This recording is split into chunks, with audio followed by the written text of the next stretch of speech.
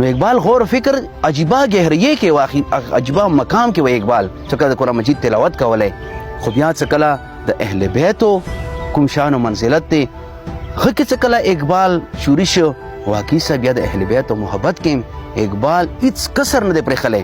بیا دې حد پورې اقبال ورکې رسیدی دی هغه کوم شان و منزلت د بیبي چې زه به صرف ښه دپاره یک یو شعر صرف څه د ویم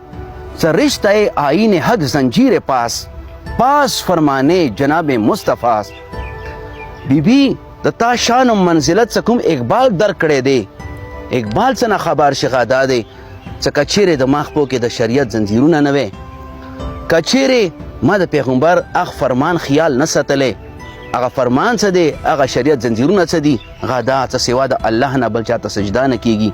نو اقبال بیا څه وي ورنه گرد تربتش گردیدمه سجده ها بر خاک او باشیدمه ای بیبي خلکو به خانه کعبې نه طواف کول ما به تا مبارک قبر نه طواف کول خلکو به خانه کعبې ته سجدې کولې ما به د تا مبارک قبر ته سجدې کولې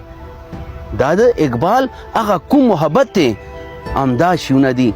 ځکه چیرې دې دنیا کې دې ټایم کې دې وخت کې حقیقت دی چې قرآن سره خپله رشته جوړه کړي بیا اهل بیتو سره خپله رشته جوړه کړي شک نشته چې واقعي سه هغه مقام منزلت ورته میلاویدی شي